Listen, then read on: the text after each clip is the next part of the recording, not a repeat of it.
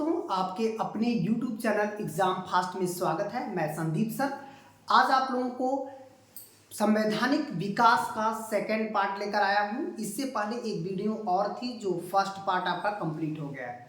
संवैधानिक विकास के second part में ब्रिटिश क्राउन भारत पर शासन करना शुरू किया, मतलब जो ब्रिटिश संसद थी, जिसमें 1857 की क्रांति के बाद संवैधानिक विकास का दूसरा चरण शुरू होता है। अब यहाँ पर भारत का गवर्नर जनरल अब वायसराय बन जाता है और उसके लिए बहुत सारे नियम कानून भारत के संविधान को चेंज करने के लिए लाए जाते हैं। तो चलिए हम लोग देखते हैं आज का जो है संवैधानिक विकास। ब्रिटिश क्राउन का शासन देखिए 1858 से 1947 तक रहा। इससे पहले ईस्ट इंडिया कंपनी का शासन रहा। बात करते हैं कि गवर्नमेंट ऑफ इंडिया एक्ट, ये 1858 आया। इसके अंतर्गत क्या क्या चीजों का बदलाव किया गया, तो यहाँ पर इसके अंतर्गत मुगल का अंत किया गया, यहाँ तक कि ईस्ट इंडिया कंपनी के शासन का अंत कर दिया गया, ये सब। और यहाँ पर कह सकते हैं कि अब वायसराय के पद का सृजन किया गया, वायसराय का नया पद किया गया। तो ये था आपका 1858। यहाँ तक कि अब यहाँ से तुरंत इंडियन काउंसिल एक्ट पारित हुआ 1861। 1861 इंडियन काउंसिल एक्ट ने सबसे पहले विभागीय प्रणाली शुरू कर दी और अब यहाँ पर बजट देना शुरू कर दिया गया। यहाँ तक कि पहली बार आयकर मतलब इनकम पर टैक्स लगना शुरू हो गया। इनकम टैक्स पहली बार यहाँ पर शुरू हो गया। यहाँ तक कि आप देखेंगे 3 स्थानों पर हाई कोर्ट मतलब HC आपका स्थापित किया गया, कलकत्ता, मद्रास और मुंबई में।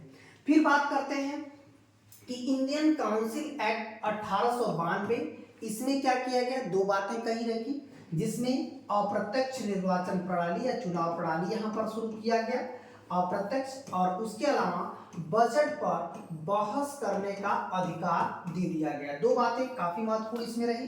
फिर इसके बाद भारत परिषद अधिनियम 1909, यहाँ पर बजट पर अब यहाँ पर बहस कर सकते थे, यहाँ पर पूरक प्रश्न पूछ सकते थे। और दूसरी बातें हैं कि सांप्रदायिकता विभाजन की पहली नींव जो रखी गई थी, मुस्लिमों के लिए पृथक निर्वाचन व्यवस्था, ये 1909 में कही गई थी, जिसे हम लोग मॉर्ले मिंटो सुधार बोलते हैं। ठीक है। अब इसके बाद भारत शासन जो है अधिनियम 1919, इसे चैम्सफोर्ड सुधार बोलते हैं। यहाँ पर महिलाओं को मतदान दिया गया, महिलाओं को मतदान करने का अधिकार दिया गया। द्विसदनीय व्यवस्था लागू की गई। द्विसदनीय मतलब लोकसभा और जो है राज्यसभा, दोनों सदन लाए गए। प्रांतों में द्वैध शासन शुरू किया गया। ये सभी व्यवस्थाएं 1909 में लाई गई।